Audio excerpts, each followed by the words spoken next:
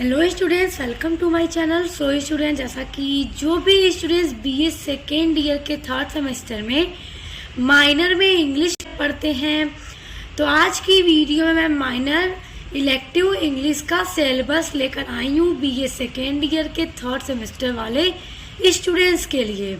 और देखिए, जिन भी स्टूडेंट्स का बीए थर्ड सेमेस्टर में इंग्लिश लिटरेचर मेजर सब्जेक्ट है, तो उसका भी सिलेबस और पूरी क्लास मैंने करवा दी है और उसकी प्लेलिस्ट भी मैंने बना दी है, तो वहाँ से चेक करके आप लोग पढ़ लीजिएगा। और जो भी स्टूडेंट्स माइनर में पढ़ते हैं English literature BA third semester में, तो देखिए आज के वीडियो में वही मैं आपको बताने वाली हूँ कि इसका क्या सिलेबस है। देखिए, सब्जेक्ट है आपका English minor elective English syllabus for second year. जो आपका कोर्स टाइटल है पेपर का वो है क्रिएटिव राइटिंग, तो याद रखिएगा यही आपके पेपर का टाइटल है। और पेपर है आपका माइनर फिर इलेक्टिव। तो चलिए देखते हैं कि आपको कितनी यूनिट्स माइनर में पढ़नी होती है और क्या क्या यूनिट्स आपको पढ़नी है, क्योंकि मेजर और माइनर में थोड़ा डिफरेंस आपको मिलेगा यूनिट्स में। तो आइए अब उनको देखते हैं। यहाँ पर आपको थोड़ा कम यूनिट्स पढ़नी होगी, मेजर में आपको टोटल 8 यूनिट्स पढ़नी होती हैं। तो आइए अब देखते हैं। यूनिट नंबर 1 है आपका writing official correspondences letter application writing FIR। देखिए, जो ऑफिशियल लेटर होता है, जो कि किसी भी औपचारिक लेटर जो पत्र लिखे जाते हैं वो क्या होते हैं, जो औपचारिक तरीके से जो ऑफिशियल लेटर यानी पत्र लिखे जाते हैं, जो भी एप्लीकेशन लिखी जाती हैं वो क्या होते हैं, उनका क्या फॉर्मेट है वो हमें पढ़ना है। और राइटिंग FIR, देखिए FIR यानी फर्स्ट इंफॉर्मेशन रिपोर्ट, उसके बारे में पढ़ना है कि उसको किस तरह से लिखना होता है, इसके क्या पर्पज़ है, सारी चीज़ें हमको पढ़नी है। उसके बाद नेक्स्ट इसी में हमारा टॉपिक है लेटर ऑफ कंप्लेंट्स। देखिए, कंप्लेन करने के लिए जो भी लेटर लिखे जाते हैं उनको पढ़ना है। ग्रीवेंस लेटर, देखिए शिकायत करने के लिए जो भी लेटर लिखे जाते हैं उसको पढ़ना है। और ये लेटर क्या होते हैं ये भी पढ़ना है, क्योंकि आपके पेपर में पूछ सकता है what do you mean by grievance letter, और आपसे फॉर्मेट भी पूछ सकता है कि ग्रीवेंस लेटर का फॉर्मेट क्या है, या फिर आपको क्वेश्चन दे देगा नाम देकर कि आप इनका ग्रीवेंस लेटर लिखो। सारी चीज़ें मैं आपको पढ़ाऊँगी तो आप इजीली समझ जाएंगे। तो ये सारी चीज़ें पढ़ना है। उसके बाद नेक्स्ट है इसी में letter of acceptance and resignation. Acceptance का लेटर क्या है और रिजाइनेशन का लेटर क्या है। अब देखिए, आपने कहीं पर जॉब के लिए अप्लाई किया या फिर आपको किसी ऑफिस में अपॉइंटमेंट मिल गया जॉब करने के लिए, तो अब आप उसको एक्सेप्ट कर रहे हैं, तो आप एक लेटर लिख के उस ऑफिस में सेंड कर देंगे, तो वो होगा आप लेटर ऑफ एक्सेप्टेंस, यानी आपने जॉब को एक्सेप्ट किया। और अगर आप कहीं जॉब करते हैं और आपको जॉब को छोड़ना है, आप जॉब को रिज़ाइन करना चाहते हैं, तो एक आप रिज़ाइनेशन लेटर लिखेंगे जिसमें आप लिखेंगे मैं ये जॉब नहीं कर सकता, ये वगैरह जो भी रीज़न होगा आप लिख के अपने ऑफिस का जो भी जॉब है आप उसको रिज़ाइन कर सकते हैं। और ज़रूरी नहीं है कि आप वर्क करते रहें ऑफिस में, तभी अगर आपको अपॉइंटमेंट मिला, आपको जॉब ऑफर मिल गई और आप उसको एक्सेप्ट करना चाहें तो एक्सेप्टेंस लेटर लिखकर भेज दें, और नहीं करना चाहें तो रिजाइनेशन लेटर लिखकर भेज सकते हैं। तो ये सारी चीज़ें भी हमें पूरे पढ़नी है, इनका फॉर्मेट भी हम पढ़ेंगे। उसके बाद है रेड्रेसल लेटर, ये भी पढ़ना है। उसके बाद है राइट टू इंफॉर्मेशन यानी RTI। देखिए, कुछ अलग अलग तरह के लेटर्स हैं जो कि बहुत इंपॉर्टेंट है, जो कि आपको अपने यूनिट नंबर 1 के अंदर पढ़ना है।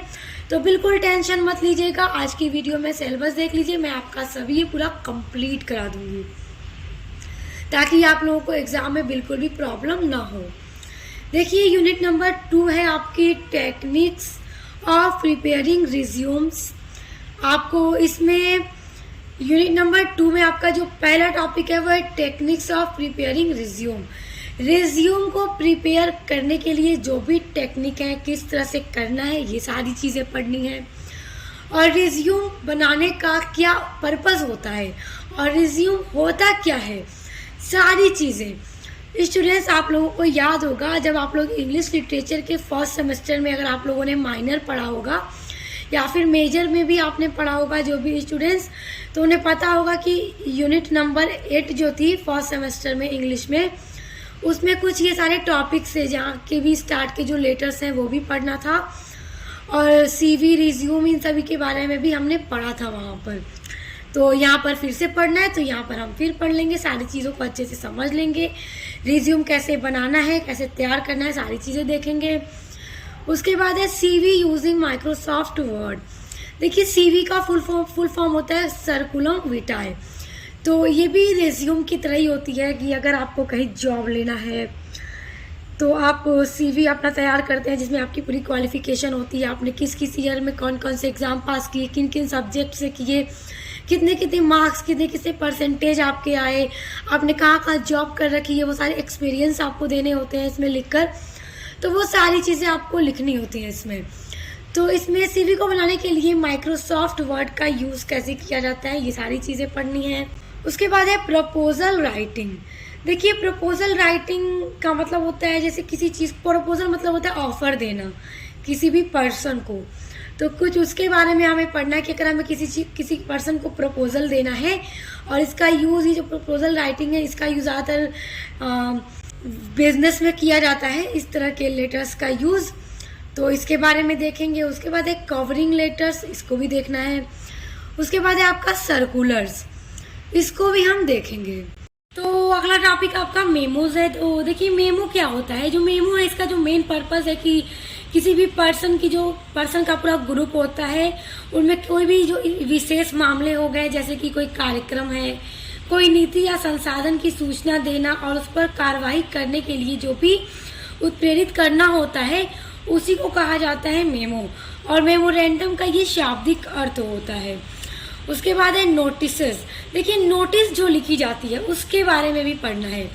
उसके बाद है एजेंडा। देखिए एजेंडा का मतलब होता है कार्यसूची। जैसे कि मान लीजिए कोई भी ऑफिस है तो उसमें जो भी मीटिंग होती है और मीटिंग में जिन भी मुद्दों पर विचार करना होता है उनकी सूची तैयार की जाती है, उसी को एजेंडा बोला जाता है। तो इसके बारे में भी हम पूरा पढ़ेंगे। उसके बाद अगला है मिनट्स। देखिए एजेंडा एंड मिनट्स कुछ लगभग सेम होते हैं। एजेंडा हो गया कार्यसूची जिसके ऊपर मीटिंग में बात होगी, और मिनट्स भी कुछ इसी से मिलता जुलता है कि मीटिंग्स में जो भी चीज़ें तैयार की जा रही हैं उससे रिलेटेड। तो जब हम पढ़ेंगे तो हम सब कुछ अच्छे से समझेंगे। नेक्स्ट है पावर पॉइंट प्रेजेंटेशन।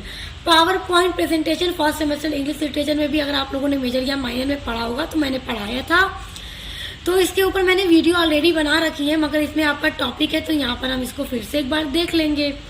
और अगर आप इसको अभी देखना चाहते हैं तो वीडियो पर आप मेरे चैनल पर विजिट कीजिएगा, आपको इसकी वीडियो मिलेगी पावर पॉइंट प्रेजेंटेशन की, तो वही चीज़ आपको पढ़नी है।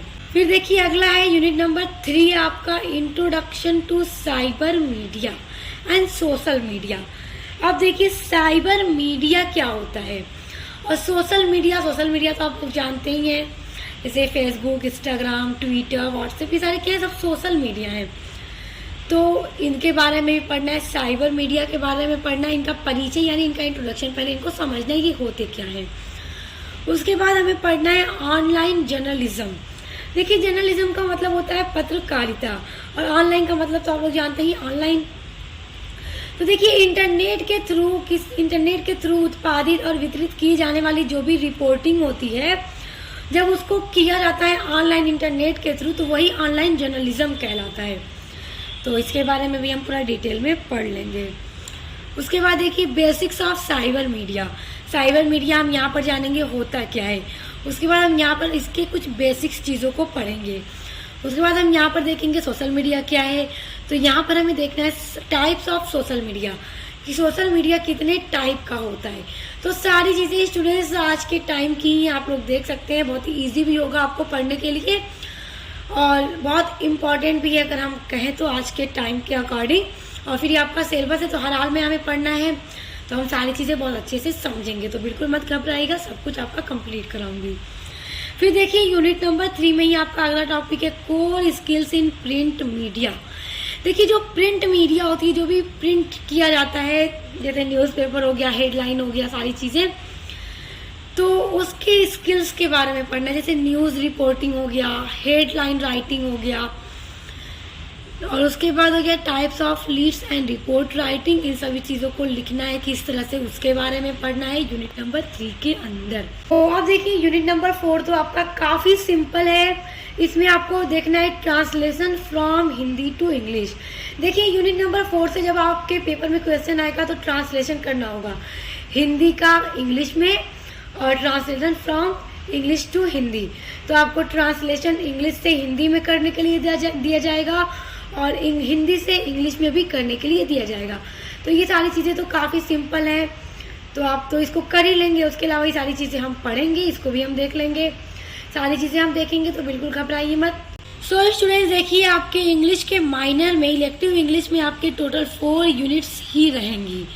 तो ये 4 यूनिट्स को हम पूरा एक एक करके कवर करेंगे, एक एक टॉपिक को। काफ़ी सिंपल से टॉपिक है, ज़्यादा नहीं है। और ये सारी चीज़ें तो लगभग आज के टाइम की आपको पता भी है, तो हम सब कवर कर लेंगे। तो स्टूडेंट्स अब देखिए, अगर आप अपने BA 3rd सेमेस्टर में मेजर सब्जेक्ट में सोशियोलॉजी पढ़ते हैं, हिंदी गद्य पढ़ते हैं, इंग्लिश पढ़ते हैं, कोई भी आप सब्जेक्ट पढ़ते हैं, तो उसके लिए भी चैनल पर विजिट कीजिएगा। सभी सब्जेक्ट की क्लास मेरे चैनल पर कराई जाती है, मॉडल पेपर प्रोवाइड की जाती है, इंपॉर्टेंट क्वेश्चन आंसर की वीडियोस दी जाती है। तो अच्छे से पढ़ना स्टार्ट कर दीजिए, सारी चीज़ें आपको मिल रही हैं। अच्छे से पढ़िए, एग्जाम की तैयारी कीजिए। Best of luck. हम मिलते हैं नेक्स्ट वीडियो के साथ।